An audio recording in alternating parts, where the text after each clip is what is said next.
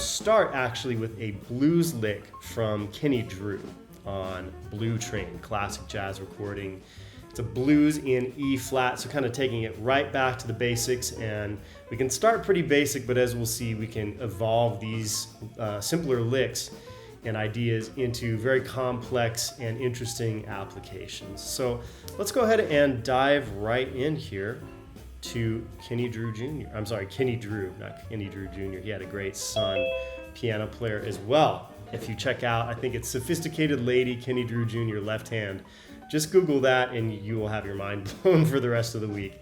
Unfortunately, he passed away, sort of an untimely death there. But yeah, Kenny Drew Sr. here in this case on Blue Train.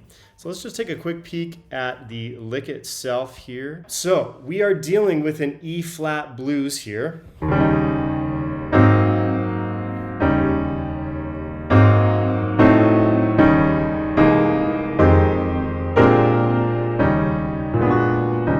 Kind of get that tonality in our ear. The other thing I like to do is kind of prepare myself just with the blues scale, because I know we're dealing with the blues here. So I'm going to actually play the E flat, what we call the E flat minor blues. This is typically, most people learn this form of the blues scale. So we're in E flat here. You can see it's saying E flat minor blues. I'm actually going to lose this for just a second here before we talk about it in depth. Okay, so E flat minor blues scale. Of course, we learned this scale in other keys like F or C. E flat is maybe the next step down the road from those other keys. So to build the minor blues scale, we have a 1, a flat 3, a 4, a sharp 4, a flat 5, 5, flat 7, and 1. What amazes me about this lick is that really it's made up of notes entirely from the minor blues scale, except for one note. The next thing is, of course, to understand the blues form. We have a 1 chord, E flat 7, 4 chord, A flat 7. In the most basic form of a jazzy sort of a blues, we'll do a 2-5 at the end, maybe a 6 chord at the end of some kind, some sort of altered 6 chord to a 2-5 back to a E flat dominant 7. So we'll see some of that chord motion implied in this lick. So let's go ahead and get into the lick and we'll see all of these notes make up the lick except for one, which is pretty astonishing, pretty cool. So back to our lick here. This is actually happening from an A flat 7 chord, the 4 chord, back to the 1 chord, E flat 7. So I'm just going to play this for a few times and we'll kind of hear this intuitively and then we'll get a little bit more analytical about it. So it goes like this.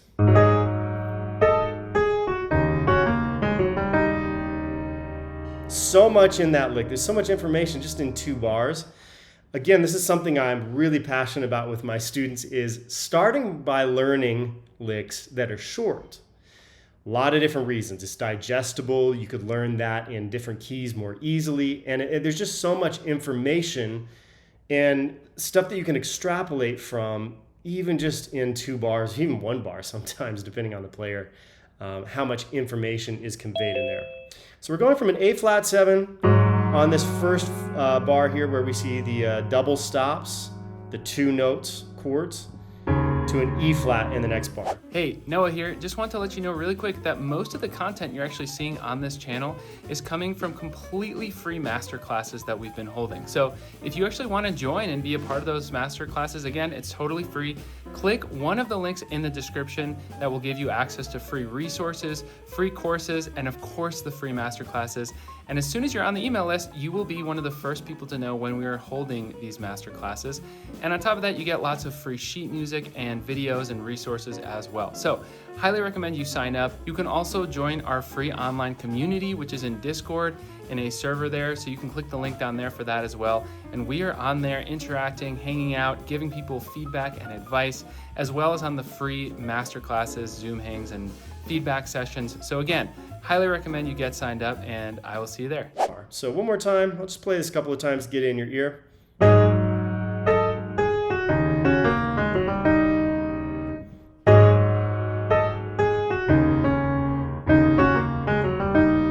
As a double stop in the middle of the line too, which is really cool in the second bar on the and of one. And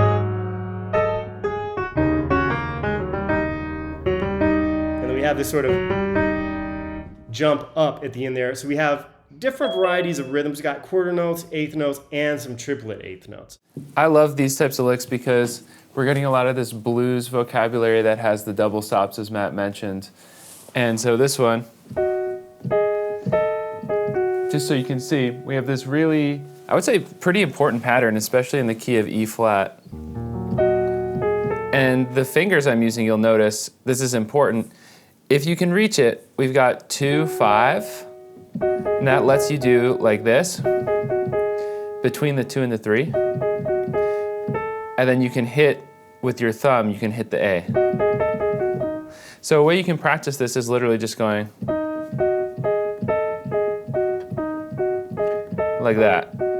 So this is a very bluesy technique, these double stops, having the pinky always playing one note, and then having the other fingers almost act as their own hand doing the lick.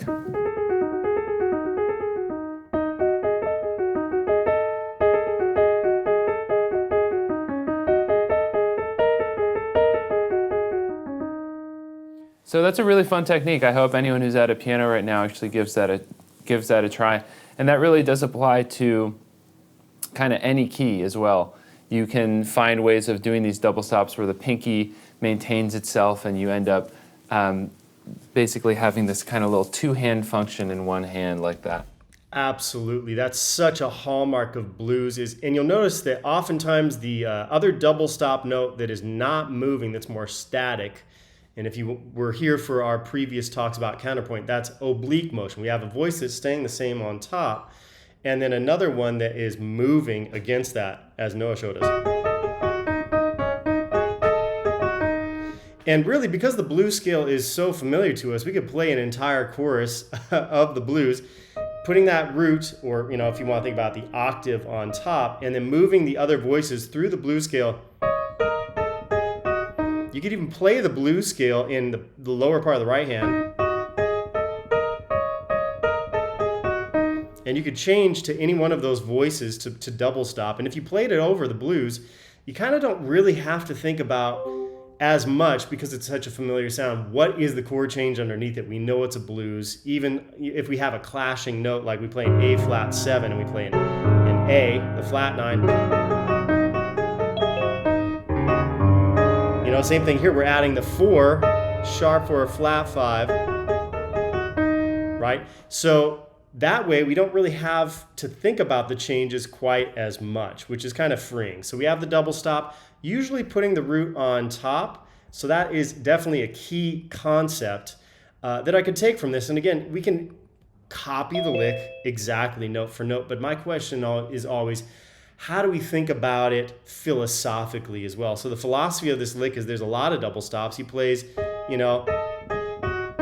a double stop off of A flat because we're on an A flat chord. So he puts the A flat note in there.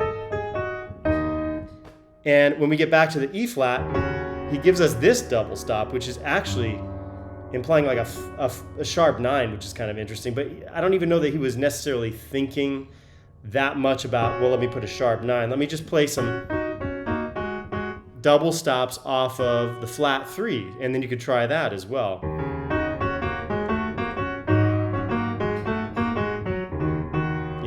Things of that nature. You could pick different notes. Probably the root or the octave is the most stable.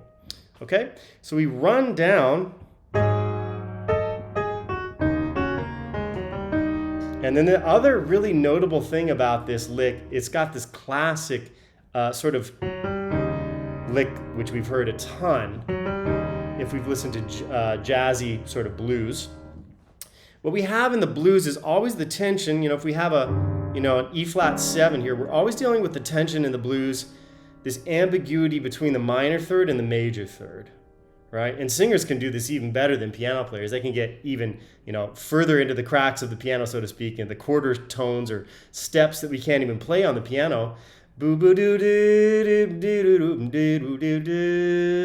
Right? They can slide, saxophones, trumpets, horns, and guitarists can do this to a certain extent more so. It's really a vocal thing that is coming through, that ambiguity of the minor third to the major third. And we see that in this lick. We go minor third, major third, root. Okay, so we have something that's more scalar to start. Right, going down with some double stops thrown in, but it's more scalar, and then we have this leap at the end. What's cool is we have a small interval and then a leap. So a small interval of a half step and then a 6 jumping up to the root. Again, keeping just one sort of philosophical approach, we could try putting just that leap of half step to a 6 or maybe a whole step to a 6 and try to take it through different chord changes and see how it might fit. So, okay, now we have an A flat 7. Okay, we're gonna get a non-chord tone, so we might have to change that G to an A flat and make it a whole step. So we have 7, 1, 5 if you want to think about it numerically. So we can make it work for that. Let's see about a B flat chord. Our 5 chord is super important as well. Well, the E flat is the 4. We could change that maybe to a 3. Or maybe even we could get a little bit out. Maybe hit a sharp 11, some other note. Without changing most of the notes, if we change one note and we don't transpose the lick up, I'll show you how to do that next. But if we keep the lick in the same place and just try to fit a couple of the notes to the harmony of each chord a little bit better, it might sound something like this. I'll play 12 bar blues, keeping this lick in the same place, just changing, maybe the G to an A flat for the second chord, the A flat chord, okay? 1, 2, 3, 4.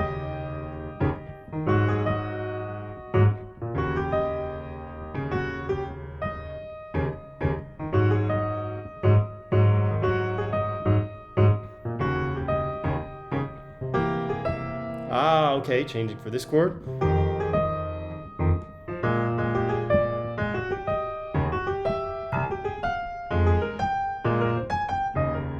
Right, so the other thing we can do is we can take that shape, if we think about the scale that's associated with E flat 7, which would be Dorian. I'm sorry, not Dorian, Mixolydian. All right, so we can play the blues scale over every single chord, that's fine, E flat blues. We could also think about each chord having its own mode. In this case, Mixolydian, we could learn that shape. We have an outside note, but we could take that shape through this mode, something that Noah talks about a ton in his coursework.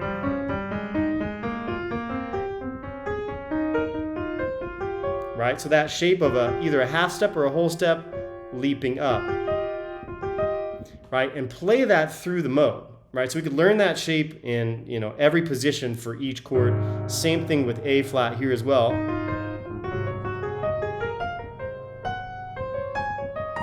Right, A flat, Mixolydian. Same thing for B flat. Same thing for every chord.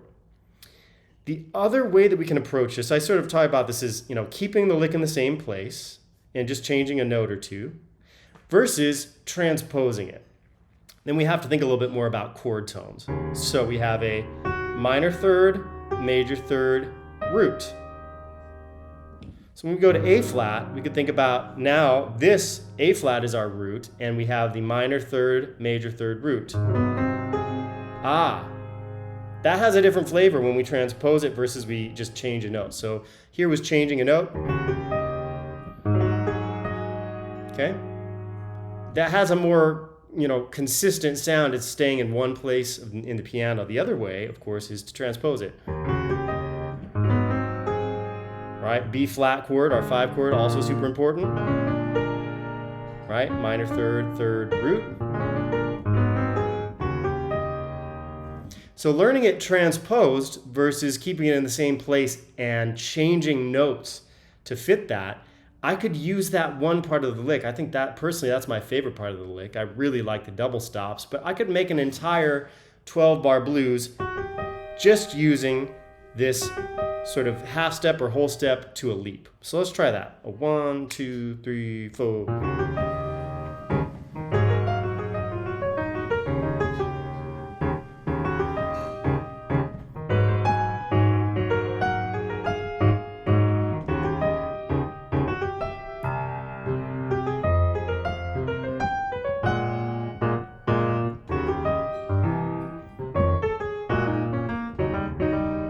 right? Maybe connect with some blues scale in between those licks, just for a little bit of variety, as we saw him do there. That's sort of my take on this lick. I just wanted to check in, Noah, did you have some other thoughts or other input on that as well? No, that was great, man. Really, very thorough. Excellent. Yeah, Kenny Drew, man, such great stuff. So much simplicity and complexity at the same time. I think the best licks do something simple and complex at the same time. And as we get into Noah's writing, we'll see that interesting balance of simplicity and complexity. Yeah, one thing, if you want, one thing I could do is just show a few more double stop examples, actually. Sure, that'd be Because great. that's kind of fun. You know, there are a lot of these very specifically like idiomatic licks that we can use for blues.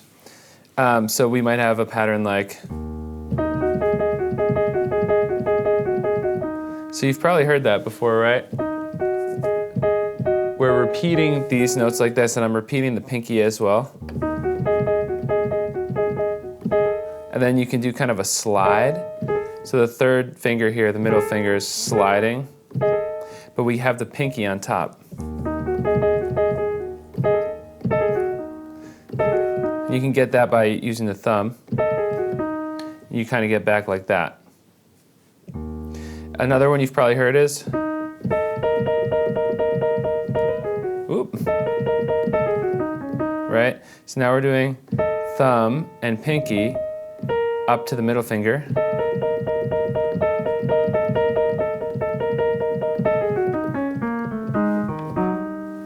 And at the end there, I just did another one.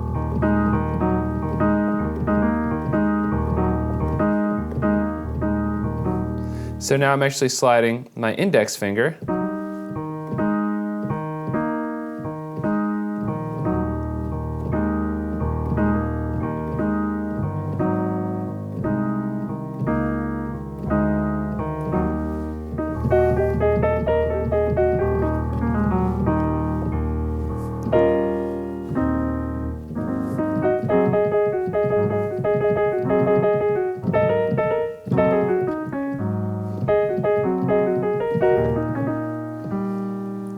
So you can kind of see how we can use these in context.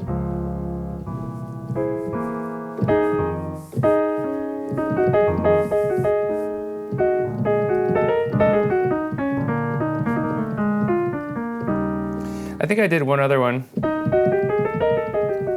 That's another one. So I'm actually doing a walk up between the index and the thumb. And then I land on the middle finger there.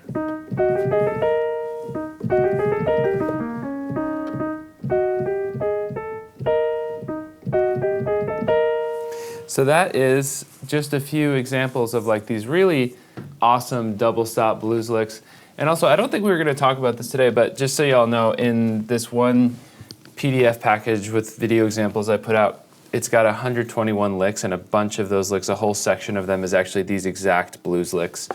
So if you, I'll put a link to that in the description just in case anyone's interested. But that has a ton of blues vocabulary in it. Even though we're not actually specifically going to use a lick from that today. So that could be a good resource for more blues vocab. But yeah, that's it. So hopefully those are some fun bluesy licks and double stops that y'all can use.